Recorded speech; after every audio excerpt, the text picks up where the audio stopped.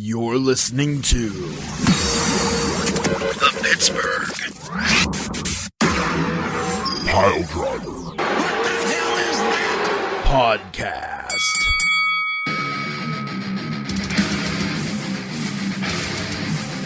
Greetings and salutations, everybody. It is the P3 Podcast. We are online, not live. We're live to tape. We're old school, like Raw used to be back in the day. We're live to tape. It's only live for the three of us and for nobody else. Maybe anybody else who's listening to me wandering around my driveway spouting off nonsense. It's live to them. But to you, it's recorded. This is going to be another episode of Breaking Kayfabe. We seem to have a slow week wrestling-wise, and on the podcast that we recorded,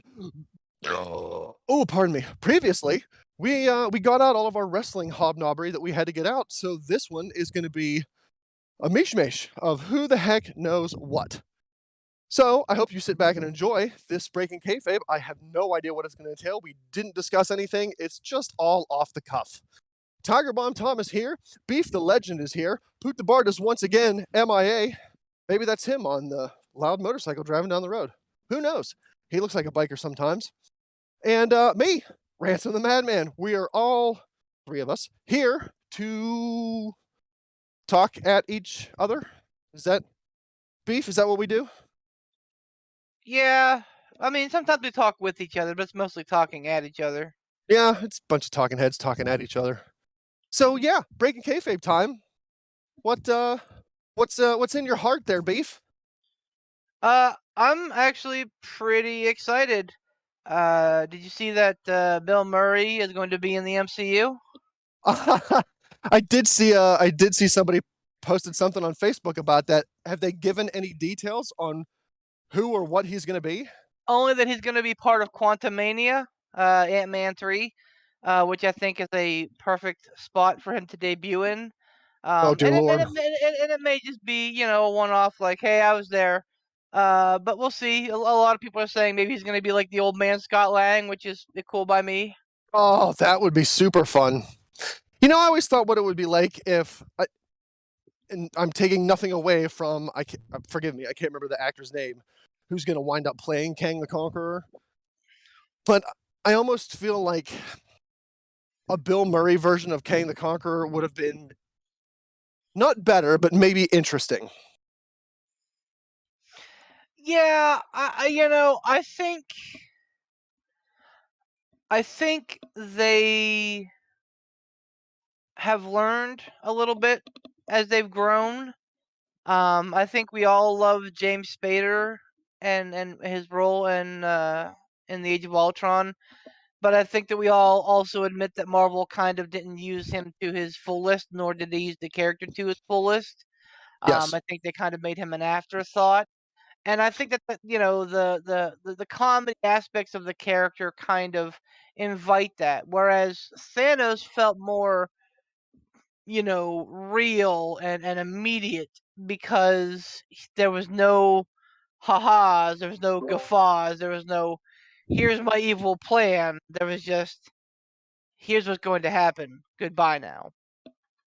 So Yeah, that's true. I think that Bill Murray coming, because with all reports that I've seen, it seems like Kang the Conqueror is going to kind of be like the next big bad of the MCU, which is fitting. Thanos has created a pretty lofty vortex, so I think that Kang the Conqueror could be an interesting way to go about it. And then we got all this multiverse shenanigans too. It's an interesting time.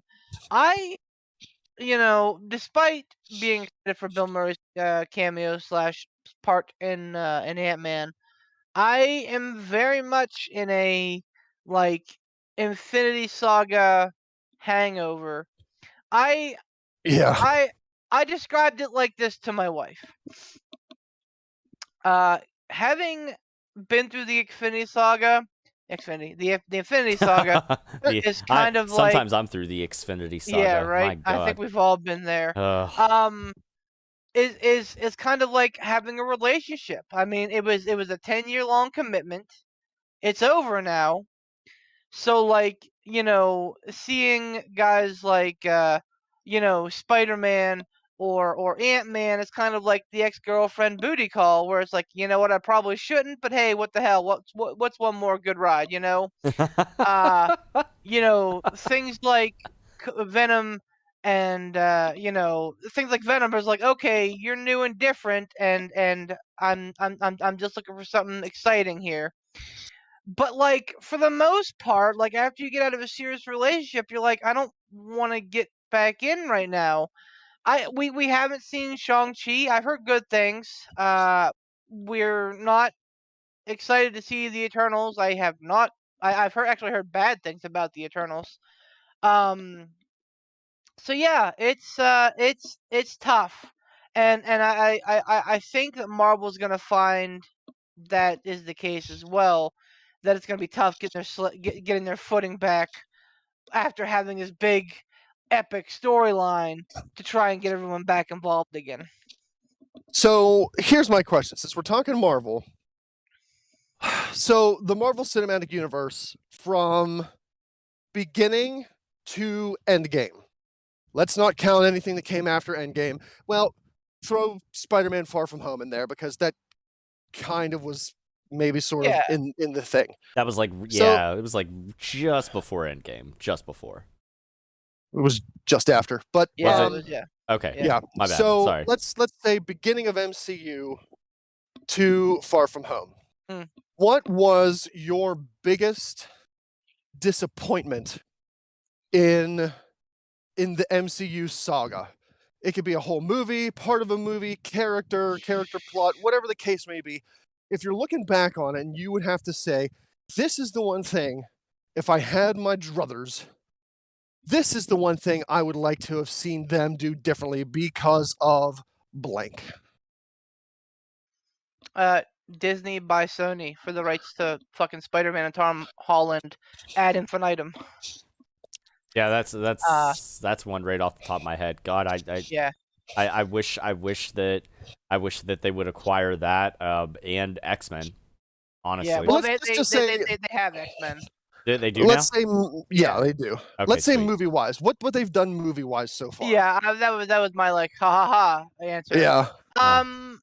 I mean, Thor 2 is always gonna be Yeah. just the drizzling shits. I don't know why I couldn't really get into, like, the first Thor movie was like okay, the second one I couldn't get into, and it made me very apprehensive to see Ragnarok, but I loved Ragnarok. Hold on there, Tom. Let's just take a breath for a second. Beef, can you tell me why Thor 2? Like, was it the whole shebang? It was just the whole thing was flat. The story was flat. The acting was uninspired. The storyline was kind of meh. And like it's interesting that they chose to like, and I don't, who knows what they had intended, but like it's interesting that they chose like that movie to be like the start of one of the 6 Infinity Stones, like because it was all just very very pedestrian, and it's especially difficult knowing how fucking amazing Ragnarok was, seeing the chops on like Chris Hemsworth and on Tom Hiddleston, seeing their range that they could do, and knowing how badly they were hemmed in on Thor 2. It was just a down point in the entire MCU for me. Yeah. So, Tom, what about you? What was your biggest disappointment MCU movie-wise? Yeah, honestly, I feel like it's the same thing. I was not happy with Thor 2. I know that I didn't. There's a couple that I missed actually. I didn't go back and watch the Hulk movie, and I know there's a difference, at least from all accounts, from what I've heard. At least there's a difference between the first what was it? Which one was the Hulk and which one was the Incredible Hulk? I forget which one was which. The Hulk was the one before the MCU. The Incredible Hulk was with Ed Norton. Okay, thank you. Yeah, that's what I thought it was, but I didn't want to misquote. So yeah, at least I know that the Incredible Hulk was not the drizzlings of shits like how the Hulk was, because I remember seeing that movie and I was like, God, this is awful. So I still want to go back and watch that, and I don't think I sat through the whole thing and watched Ant-Man and Wasp. I think I caught bits and pieces of it. But yeah, it was really good. Okay, I think. but yeah, honestly, for whatever reason, I couldn't get, for kind of what Beef said, I couldn't get into Thor 2. It's the one that I would not willingly just be like, let's watch this now. Yeah, I don't know. It just didn't do anything for me. So I agree with both of you. Thor 2 was definitely probably my least favorite of all the movies.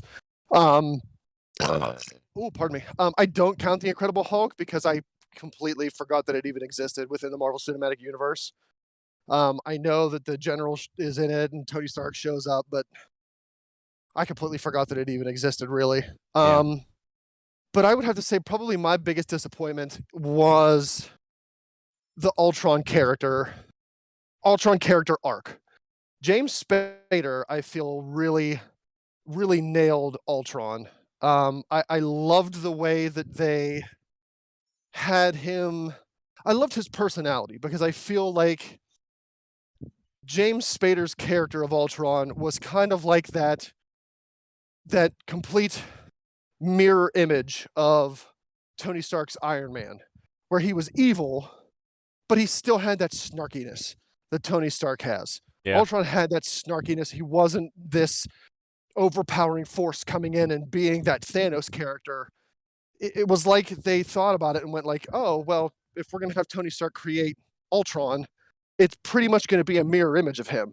Instead of Tony Stark wanting to put a suit of armor around the world, it's going to be Ultron wanting to eradicate what he feels is the plague upon the world, humanity. But he did it with snark and sass and all the things that Tony Stark does. My disappointment is the fact that, and I had this discussion with Tara, and hold on, wait a minute. I feel like I'd sneeze. Give me a second. The power suit. About to lose all my upgrades. You're about to lose them all. Goodbye, gravity suit. Wait. Morph ball. Okay. So they're all gone. I gotta go find them again. Butler County's not that big. It's fine. Yeah. It's probably fine. Yeah, it's probably fine. Maybe it's not fine. None of this matters. Maybe it does matter. What if your kid gets to the morph ball before you do? God help you. He can't roll up. He doesn't have the regular power suit. That would be the worst. She kind of reeled me in a bit and was like, look, it's different from comics because in comic books, they just keep writing. They just keep writing comic books. And they can have a character defeated in one and bring him back in another. And it's not going to be a big thing because comic books are easy to be written, easy to be produced. It's quick. Whereas in a movie, you can't really do that because unless you're going to spend millions and millions and millions of dollars and lots of time, you can't have this character defeated here, a couple movies he shows back up, defeated, a couple more movies he shows back up. Like, that's a lot of time and commitment and money. And I get that. But at the same time, I feel like of all of the villains in the MCU, the one that should be showing up here and there, smatterings of, is Ultron, because he was everywhere. There were so many Ultron bodies built. And to think like, oh, this group of Avengers eradicated every single stinking one of them. If I don't know. It's disappointing to me because I liked the character so much. I wanted the character to continue. But I get why he couldn't. But that's a disappointment for me, is that James Spader's Ultron, I feel, was just the absolute embodiment of nailing it. But it's just one movie, one and done. One and done, and now I'm sad. And that's a common trope for any comic book movie, not just Marvel, but like, you're right. Yeah. Most villains don't make it to sequels. Even like the fucking Joker, they killed him off in the first Batman, and then he killed himself off in the Dark Knight. Like, it's just, even, spoiler alert, Carnage gets fucking killed at the end of Let There Be Carnage. Damn it. So, like, sorry. You know, it's been like 3 weeks. That No, doesn't mean. it's been a month. It's been a month. Sorry, not sorry. It's been 3 weeks if it's been a month. But my point is this: that like that's just a thing that comic book movies do, because there's a preponderance of bad guys, because there's so many. um there are literally rogues galleries for every member of the Avengers individually, and then there are like huge rogues galleries of them together. Then you Mhm. start factoring in the Fantastic Four. Then you start factoring in the X-Men. You think about all Spider-Man's rogues gallery. I mean, like there are just people on top of people willing to come out and kill superheroes. So, you know, while fan favorites like the Joker, the Riddler, you know, Carnage, Venom originally, the Green Goblin, you know, people are like, oh man, they should really come back. There's just not space for them because it's just not feasible. No, I don't I think, understand. It's because I yeah. I would love to see them take the Spider-Man franchise and make it like a James Bond franchise, where it may not always be the same Spider-Man, but it's always the same character. You know what I'm saying? Yes. Yep. Yeah, that'd be good. That would make a lot of sense to me. And I think if you're gonna pick one superhero, Spider-Man's the one to do it with. But I mean, realistically, probably not gonna happen. No, Uh, so you're not wrong. you know, it sucks. But you know, here's how I view it. I'm trying to do this with a lot of my life now. Like I'm trying to take and like look at it for what it is, not for what I want it to be or not for what it should be, but for what it is. Like take what we get and be like, you know what? It was awesome. And James Spader in Age of Ultron, incredible. Probably the best villain in the MCU that I can think of. Obadiah Stane was pretty great, but that's just because Yeah. I gotta think for Jeff Bridges. Me too. I got something going kind of off of this tangent here. Go on. You know, like you said, you know, kind of going into it, looking at, you know, take it for what it is, not what you expect it to be. I did that with the Resident Evil movies. And so this is kind of my pivot into like video game theme movies and stuff like that. I I went into that whole series going, okay, I know that when they release this movie, not everybody's going to be a fan of the game. And the same thing I think can be said like whenever, you know, whenever they've released a lot of the, you know, the MCU movies and stuff like that, like not everybody's the diehard fan of the comics. I mean, people might know like, okay, yeah, I know who Spider-Man is and stuff like that, and they're impressed with it and stuff, you know. So you always have to think of how they're drawing in the casual fans and stuff like that and getting the most bang for their buck. It's just the same thing with like TV shows like The Walking Dead and stuff like that. Like you're gonna have the diehards that go like, well, this isn't gonna be good, or this is whatever. Like, so you know, give it a chance. But I went into like the Resident Evil series knowing that I'm like, okay, not everybody knows the games, not everybody's played them. But I thought like the first 2 or 3 movies were good, and then just afterwards it kind of went meh for me. Is there a particular movie or series of movies that were based off of a video game that you were just utterly ever disappointed with? Ransom? I have one off the top. I have one off the top of my head, but I'm gonna save it. I can't really think of a video game that I was a diehard fan of that they turned into like a movie franchise that I went, I can't really think of a whole lot of video game that started out as movies that started out as video games that they turned into successful movie franchises, if I can be honest. Really, the biggest one that comes to mind was Doom. Like that was absolutely abysmal, and shame on The Rock for being involved in that. The Tooth Fairy, I feel, is The Rock's penance for making Doom. Like, you're gonna make Doom and be involved in this bullshit? Well, guess what? You deserve to be the Tooth Fairy now. You just pop beef so well. Melon motherfucker. Wonderful. Yeah, I mean, I was gonna say, like, I don't think that there's a good video game movie. There are ones that like have cult followings as being decent. But like there are a lot of bad ones, a lot of bad ones. Obviously Super Mario. Yeah. Oh but, like, Lord. Double Dragon was pretty bad. Yeah. Never saw it.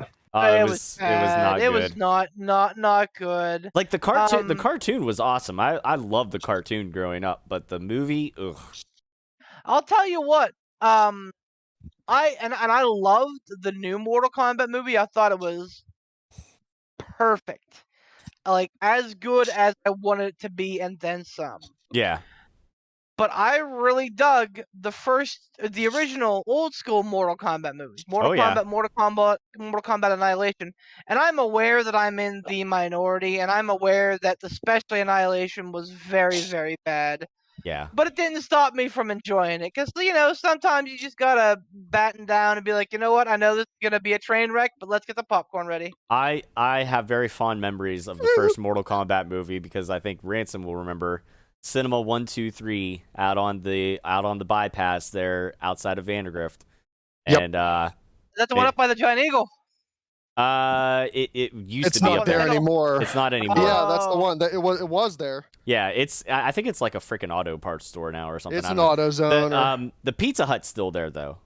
Pizza Hut is still there. Not for long. Yeah. Last I It's saw going it was. away. Is it? Yeah, they're shifting to, I think, takeout and drive-through only. Oh, well then. I mean, it'll still be there, but it just won't be a dine-in Pizza Hut. I don't know what they're doing with it. I don't know. In any case, neither here nor there. But in any case, yeah. I remember going with the very young Ransom there way back in the day, sitting in the front row, necks craned up to the screen, and just it was the greatest thing in the world. Annihilation, not so much. Now I go back and watch the original Mortal Kombat, and yeah, it's cheesy, and it's the acting is very subpar. Bad. So bad. But you know what? It's funny when I go back and watch it now. I don't know why I didn't. This is obviously this is way before when it came out and when we saw it. Like this was way before the days of IMDb and stuff like that. It wasn't until I watched it not long ago, and I was like, oh, Sonya Blade is Veronica Vaughn. So hot. Want to touch the hiney. I was like, oh. Street Fighter movie was so bad. Yeah. Oh, that was another one. Jean-Claude Van Damme, you're terrible. That was Raul Julia's last movie. What a fucking disappointment. Yeah. That movie killed him. That was the nail in his coffin. He went back and watched that movie and was like, nope, I gotta shuffle off. How are you gonna have the epitome of America in your video game franchise? Guile. Guile was pretty much Captain America of Street Fighter. Pretty much. And you're going to have him played by Jean-Claude Van Damme. You're telling me you can't find one muscled up American to play the Captain America of the Street Fighter franchise? Dude, wait, hold on. What about E Honda? E Honda was a fucking cameraman. Yeah. Listen. Nothing good happened about that movie. The only thing that would probably have been worse in that sort of sense of it, having somebody that wasn't American playing Guile, would have been if they hired fucking Dolph Lundgren. I don't know. Wasn't Ryu also played by an American dude? He was. Ryu is supposed to be Japanese. Yep. He's from Japan. He's a Japanese character. Yep. And you're having him played by white meat babyface? Yep. What's happening here? Let's not forget that Dulcim and Blanca didn't actually look like Dulcim and Blanca until the fucking end of the movie. Yeah. That was a really bad one. But I mean, we are not good. We are all ignoring the elephant in the room that is Mario Brothers. It's terrible. So bad. That was an abortion of a movie. Now they're supposed to be doing a new one. They are, and it actually looks decent. Yeah. Ugh. If if it holds water. I mean, Chris Pratt can do no wrong in my mind. What's his name from It's Always Sunny being Luigi is great. Jack Black being Bowser is off the charts. So I mean, I have hopes. I will getting to the one that I was hanging on to the pocket, and you guys, you may not even know that this movie existed, but being a pretty big video game nerd, I was highly disappointed with Final Fantasy: The Spirits Within. I gotta tell you, I watched that movie and I could not. I'm not the biggest Final Fantasy person, but Yeah. I've played a few of the Final Fantasy games. I could not figure out how that movie connected with the video games. It didn't at all. At all, and that's the Oh, thing. good. Like, That's great. Here's the thing. I thought it was a decent movie. I thought it had a good, thoughtful plot line that made me like have emotions. But it had nothing to do with Final Fantasy whatsoever.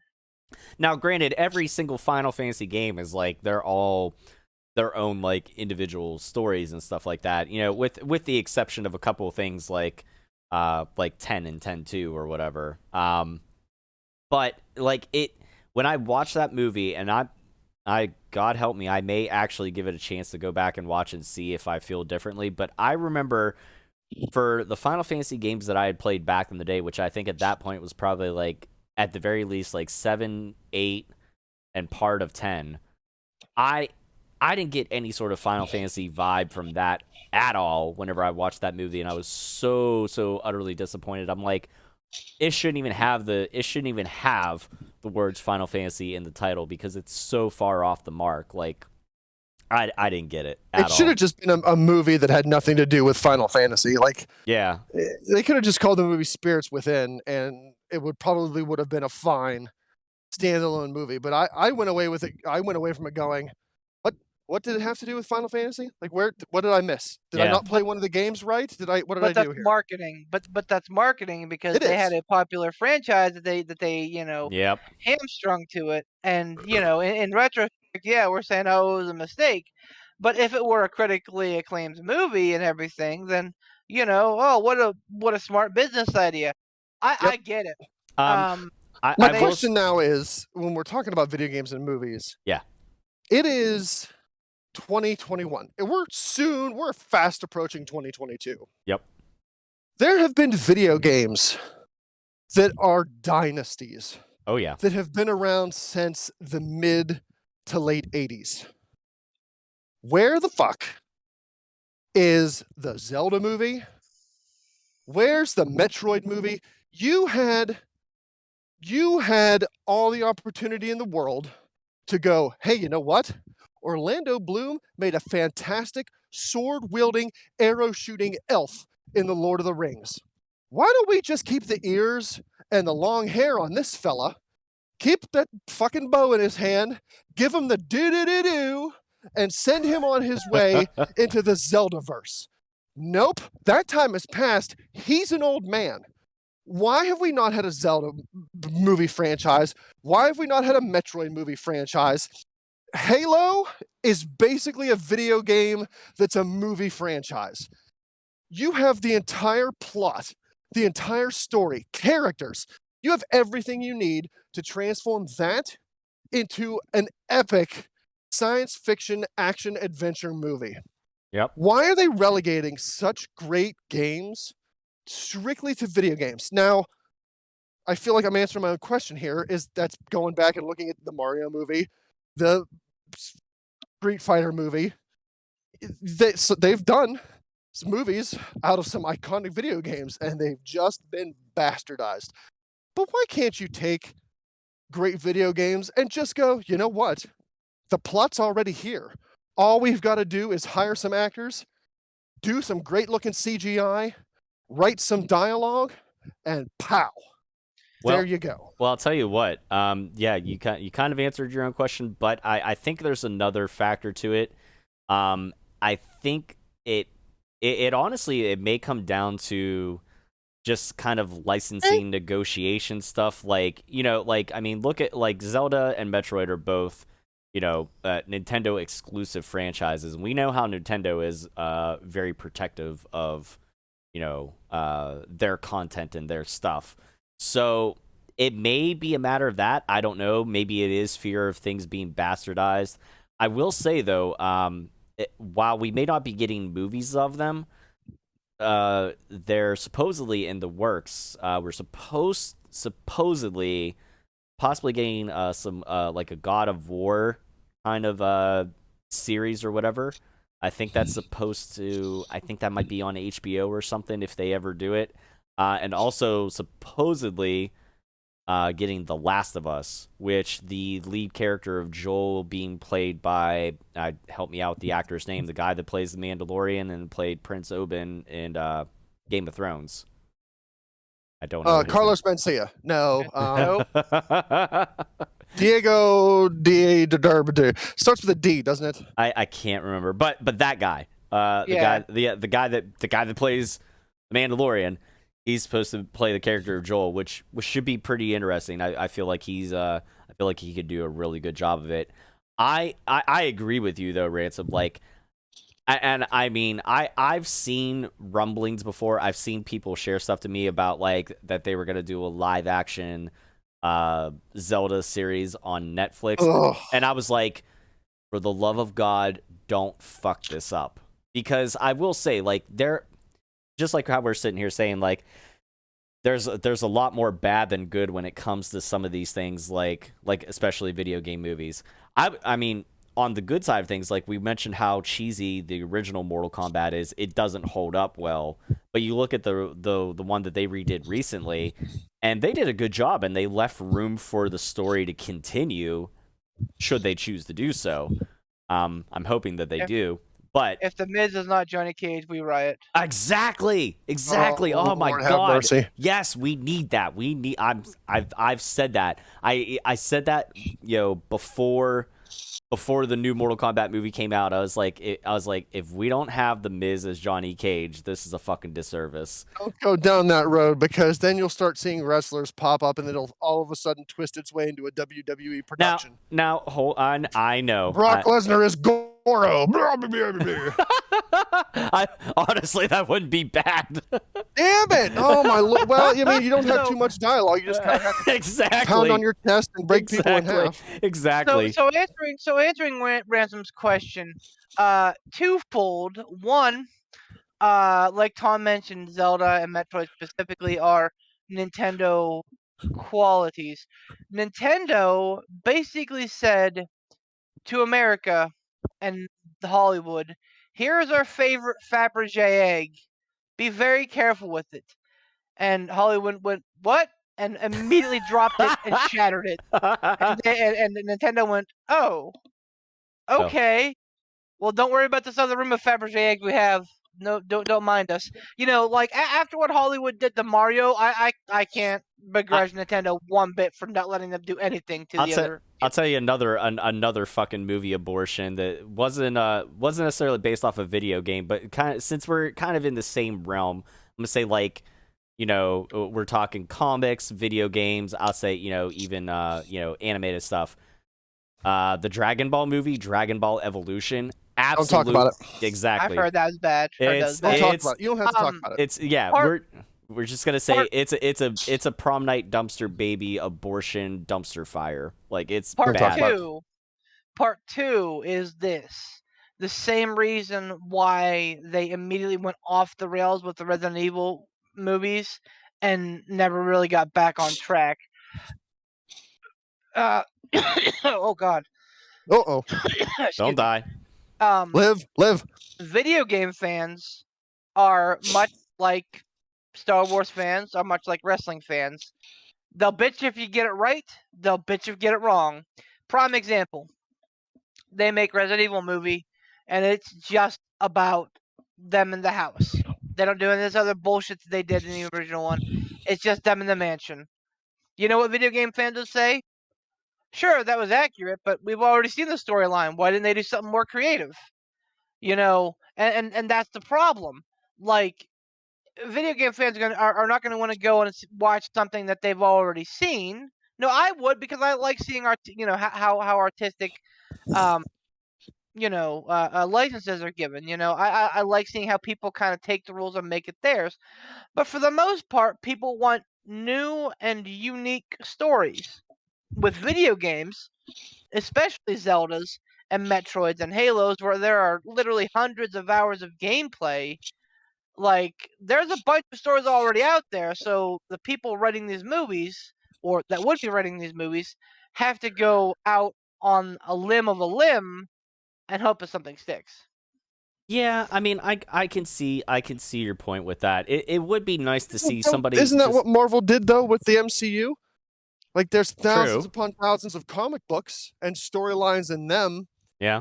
and they shrunk all those different comic books down into individual movies. And So- for the most part, I'd say widely, the MCU has been ridiculously successful.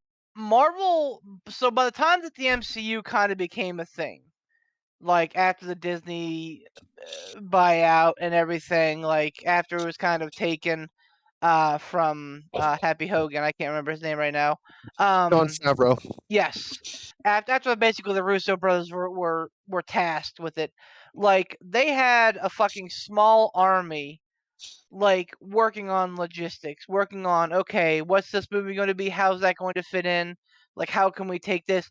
Most movies won't have that like team. Like, yes, they still have a team of writers and stuff, but I'm talking like probably hundreds, if not thousands, of people that work for like the MCU division of Disney, like making that all happen in the background to us without a hitch.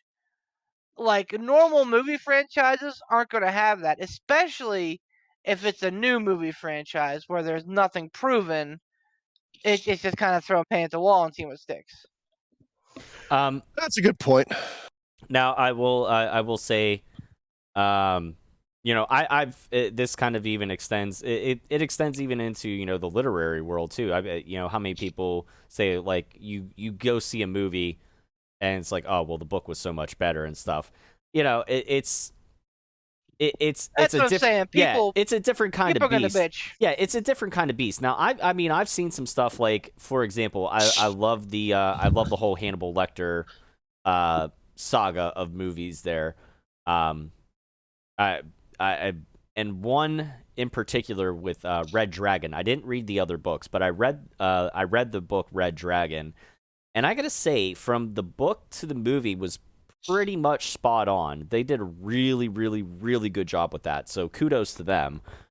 I'll tell you one movie I will never see based off of a book. I will never, ever watch The Dark Tower. Nothing against Idris Elba. No problem, with him as an actor. But I'm sorry, he's gonna get the shaft on this one, because I'll never see that movie, because I've read the Dark Tower books. Love me some Stephen King. The books were amazing, like to the point where I read them whenever I was on my last deployment, and I would get off of post. I would get off of standing a 6-hour security post, and I would read until I passed out. Like to the point, like I'm nodding off, and my eyes are like, I'm like, I just got to get through this paragraph, or I got to get to the end of this chapter, or this page, or whatever. Like I just have to have some sort of point where I can leave off. Those books were so good. From what I heard from another diehard King fan that I know, that saw the movie, they told me they basically tried to take 7 books worth of stuff and cram it into one movie, and I said, nope, won't fucking do it. Ain't gonna do it. You can't do that. Nope. And the thing was, I said, even before this movie came out for so long, I said, I'm like, after I read these books, I'm like, wow, this would make a great series of movies. I don't know.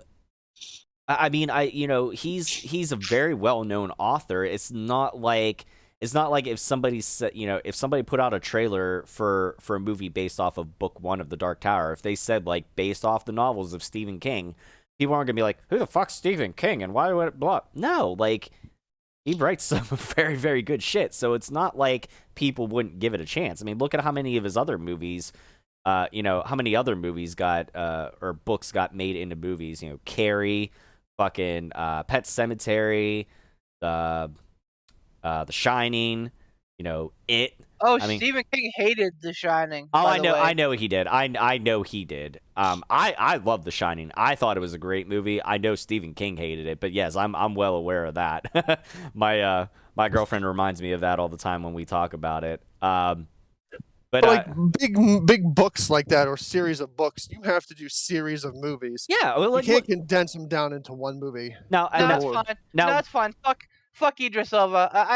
I hated Charles Minor, so like I was glad to see Heimdall get killed. This'll teach you to play Charles Minor, you fucking jerk. Well, Wow. honestly, I hated Charles Minor too, but this kind of circles back to anytime somebody talks about James Spader, I don't think of the Blacklist and I don't think of him as Ultron. I think of Robert fucking California. Like, you don't even know my name. I'm the fucking Lizard King. Fucking Lizard King. I love it. And it's kind of funny. It kind of fits too because Ultron kind of has that Robert California sass. I like it. Oh, he sure does. Sure does. But yeah, I mean, it's now Ransom. I know you are well documented as being a huge Lord of the Rings nerd fanatic. Yes. Have you read the books or just seen the movies or both? I've read the books and seen the movies. And what is your takeaway on that? Compared. I have no complaints. Okay. I don't. Spreading out the movies into trilogies, I think was the best way to go. And something as detailed as The Hobbit and The Lord of the Rings, it's so hard to get everything from the book into the movies. Right. Just because there's so much. But as far as quality and entertainment and knowledge, I've got to say that's probably, those two books into movies are probably, in my mind, as far as books that I've read that have become movies, the best ones that I've seen done. Yeah. Just because, I feel like who's the guy that did Lord of the Rings, the movies? Oh my God. Why can't I think of it? I'm gonna look it up. Keep talking. Yeah, I can't. I don't know why the name escapes me. We've been watching them here and there at home. So when you're talking about like the director, right? Yeah. Okay, I'll look it up for you because I'm brain farting and I can't think of it right now myself. I can't think of it either. But he did a tremendous job of taking what Tolkien did in the books and transferring them over to movies. I would be, my only thing is that those all transpired and took place, filming and movie wise, before like the Harry Potters did. Yeah. And granted, the only Harry Potter movie that they split out into two parts was the very last book. Right. But if they would have done like 5-6 movies on Lord of the Rings and then 5 or 6 movies on The Hobbit, they could have put a lot more detail in there and captured a lot more that happened in the book. But I don't know if they would have been as successful, because I don't know if people would have gone to see 6 Lord of the Rings movies and then 6 Hobbit movies. Maybe they would have. I have no idea. By the way, your director is Peter Jackson. That's it. Damn it. I don't know why I couldn't remember him. But yeah, as far as movies to books, good Lord, Peter Jackson really nailed it. Like he did a phenomenal job of transferring book to movie. The best of his ability, he really did. Go ahead. I follow Randall on Lord of the Rings. Randall? From Clerks. Not quite as with as much vitriol, because we're not comparing it to anything. But like, he's got a point. They're kind of boring, and there's a lot of walking. Even the fucking trees walk in those movies. You can't really drive a Mitsubishi Eclipse through Mordor.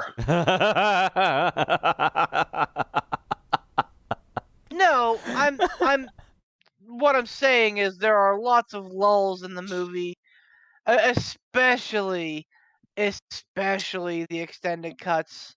I watched them and I enjoyed them. I don't know that I'll ever go back and watch them again. I may. They're not something that I tune into if they're like on TV randomly. Um, I just, it's like, okay, I watched them. I was there for it. I saw it. I saw it happen. It was cool. There were some cool things, but at the end of the day, I'm like, well, it wasn't Star Wars. Well, yeah, I was gonna say that. Not well, don't want to dive down that rabbit hole because we're comparing two very different things there. But I get what you're saying. I know the reference you were making from Clerks too, which I found I love that part of the movie. That was pretty hilarious too. Rude. Well, yeah, no, I'm not hating on hating on either. But we're separate. Rude. Get him in here. I think he's supposed to be streaming. I don't know. I may be joining him here in a little bit. Yeah, he is. Him and Manuel are playing Back for Blood, which is a fun game. Yeah. By the way, you'll have to, if either one of you are playing it, you'll have to let me know what your Back for Blood names are, because I'm on board with it now. Like, what is that game? It's kind of like it's Left 4 Dead. Yeah, it's kind of like Left 4 Dead and World War Z, basically. Basically, Okay. the Left 4 Dead team couldn't call it Left 4 Dead anymore, so they call it Back for Blood. Ooh, that's fantastic. I love the Left 4 Dead series. Yeah, I was gonna say it's not bad. It has its moments, but it's nothing that I'm like, and I'm not like a first person shooter guy, so I'm not either. obviously it's not something that I'm like jumping out of my chair for. Right. But if you're looking for a spooky game to play this spook season, Back for Blood is certainly up there. I'll say this: I don't know why, and maybe it's just because I'm more familiarized with World War Z. I do prefer it over Back for Blood, but I did play it last week, and I think it really does come down to one of those things. It depends on who you're playing with. If you just jump into a lobby with a bunch of randoms, you're not going to have a good time. But if you got a good team with you, you and your buddies or whatever, that helps out a lot. Because I'm not a big first person shooter guy either, Beef. But I did enjoy playing Back for Blood, and I enjoyed Killing Floor too. Whenever I played that with I was playing with like Mania and Semper, Sandy, and Blast, and I think Rawson, I think Valhari jumped on with us and stuff. We had a really good time playing it. And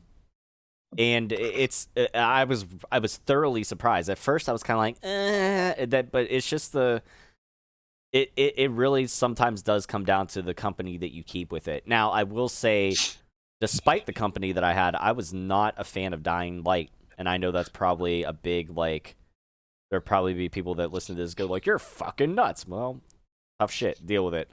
I didn't like it. I didn't like going for. There were parts of it that I liked. There were parts of it that I liked, but it all felt very samey. I felt like there needed to be more I don't know, options. I didn't like the whole doing a whole bunch of what would be third person platforming stuff and parkour in a first person view. I'm like, this kind of sucks. If you or the listening audience is looking for a good spoopy game to play, I love Dead by Daylight. If you're at all a serial killer / horror movie fan, that's the fucking game for you. Have you played it at all, Tom? I played it before. It's fucking fantastic. Yeah, there's one really spooky game. But actually there's two that I've been told that are really good. Phasmophobia. Yes. Which I have not gotten around to playing yet, and I think there's one called Visage. Visage. Yeah, I don't know. It's Visage is supposed to be really, really super scary. So I wouldn't mind testing that out. There's a lot of stuff that I need to catch up on. It's just so many games in so little time. I need to have hammer out a dedicated schedule for a dedicated day for certain games, because I only have enough time to play them X amount of hours, So I know that we're getting on, but real quick, I got to get you guys' temperature on this. Yeah, go ahead. The new Ghostbusters is coming out here in a couple weeks. What are you guys thinking? You guys excited for it? You guys not at all caring? I'm super stoked for it. I'll just say that. I'm kind of whatever. I mean, I don't have a problem with the Ghostbuster franchise, but I was never like a super mega fan of everything. Like, I mean, I don't know. You're out. You're fired. Whatever. I'm just kind of middle of the road. If I get a chance to see it, I will. If not, I'm not gonna be crying in my losing any sleep over it. So Ransom, save me. What do you think? Hello, boys. It's Dr. Venkman. Yeah, Um, guy knows. I will. I'll say this, Beef. I haven't looked into it a lot. I don't know a whole lot about it. I don't even know who's going to be in it. But when it comes out, that's definitely one of the movies that I will want to see in the theater. And if I can at all possible, I will go and see it because that's nostalgia. Like Ghostbusters 1 and Ghostbusters 2 are just, those are nostalgia movies. And those are movies that I can watch over and over again and still be entertained. No matter how many times I've seen them, I can still be entertained. I know everything that's going to happen. I know the lines, but they're still fun to watch. So hopefully, if this one lives up to the original franchise, if they can do right by Ghostbusters, I'll be very, very excited. It's got Paul Rudd. okay, It's directed by Jason Reitman, who's Ivan Reitman's son.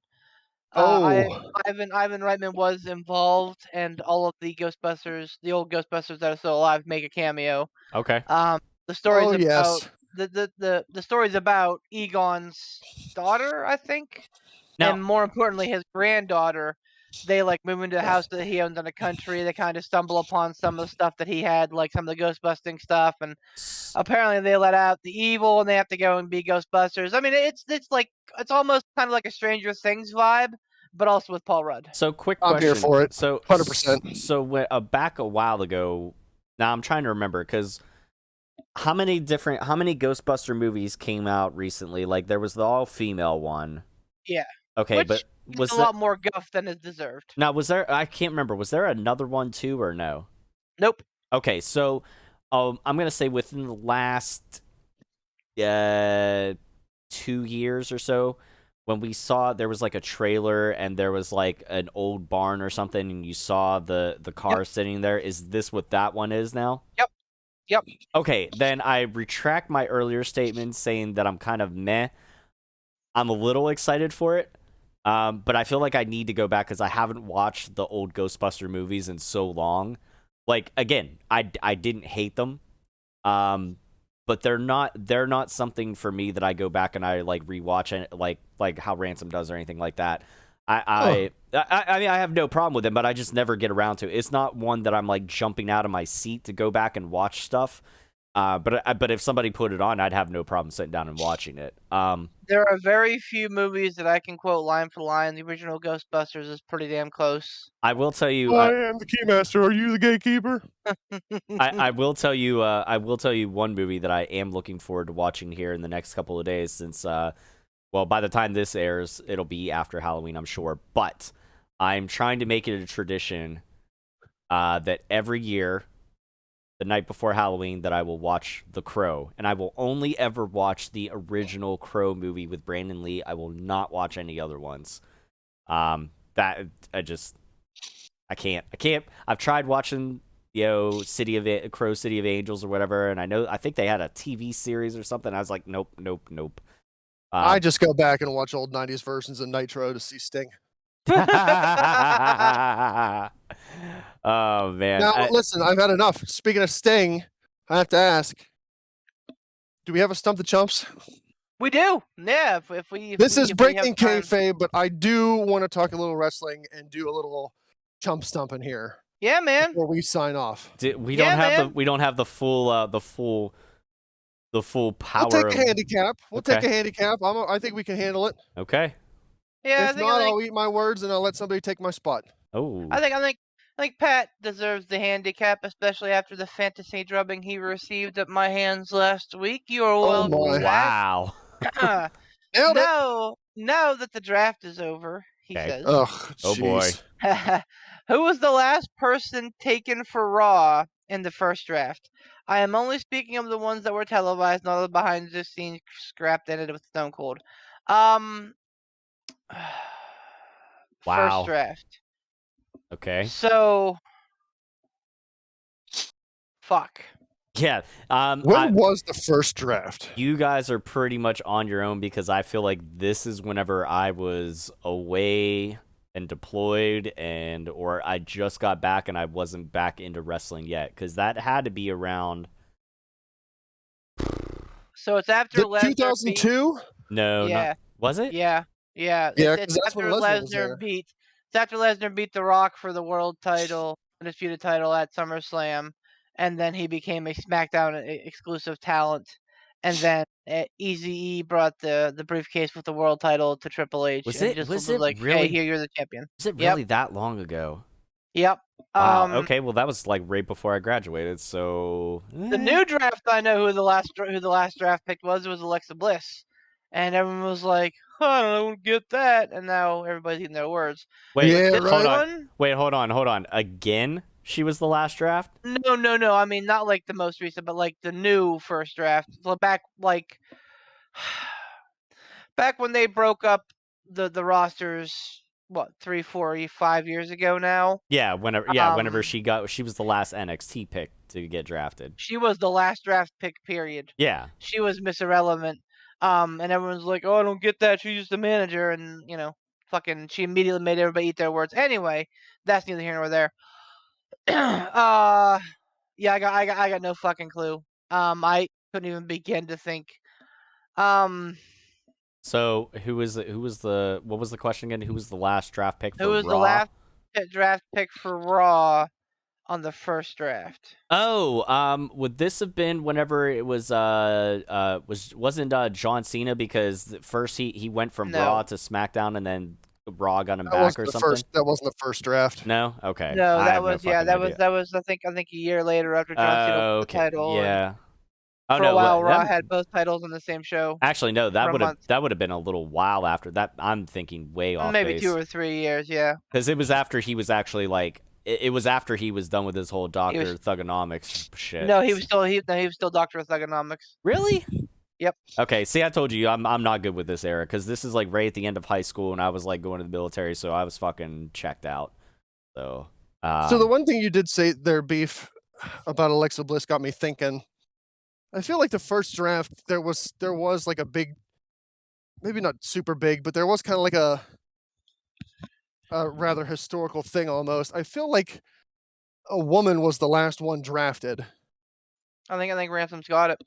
oh boy, and if it's 2002, who would the women would have been?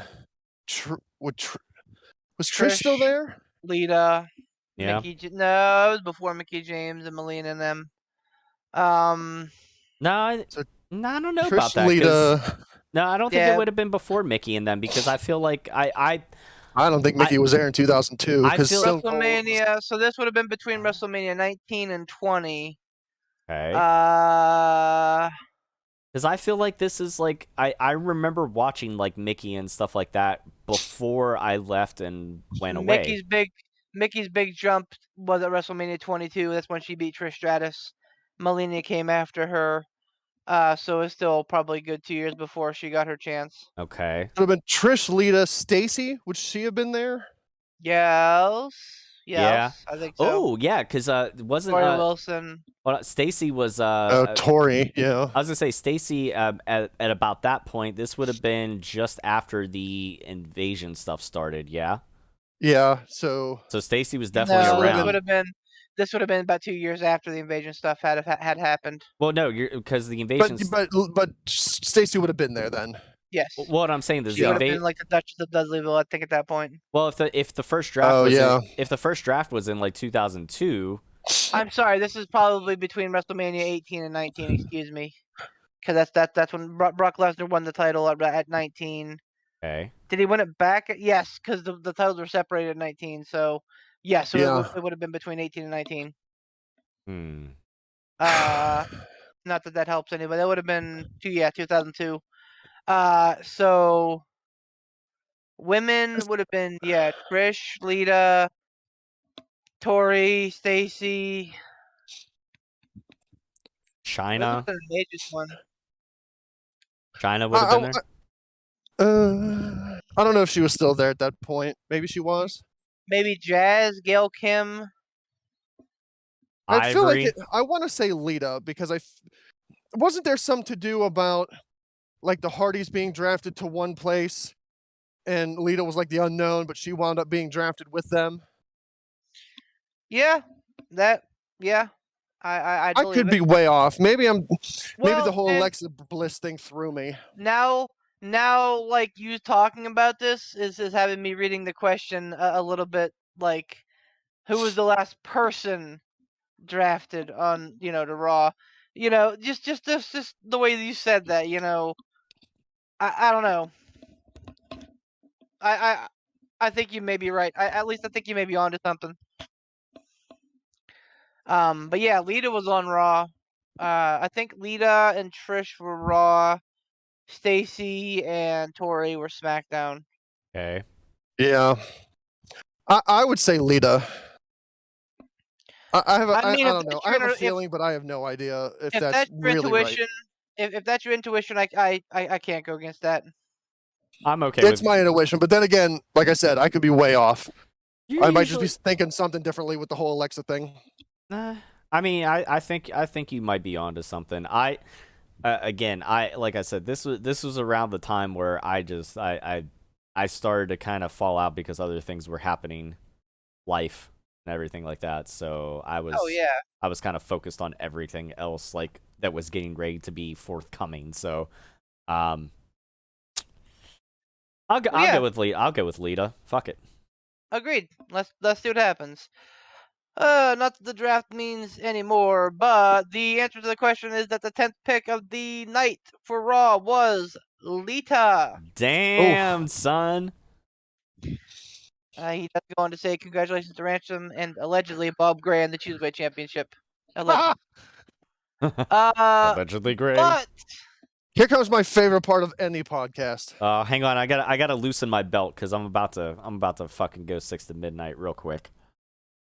Pat, you brought your A game this week, man, and we were down a man. You did your best. Sorry, I was thinking of MSK. He did his best. Did my But best.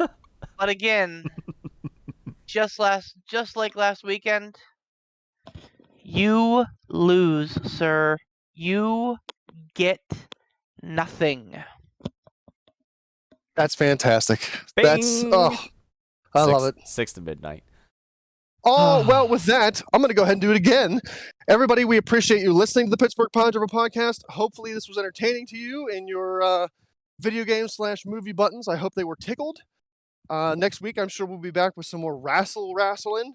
Hopefully things pick up in the wrestling world and we'll be able to do some more praising and bitching and all the general stuff that we normally do. But for this week, we'd like to thank our sponsors. Sean Tischler, he does great things with IWC in the central Pennsylvania area.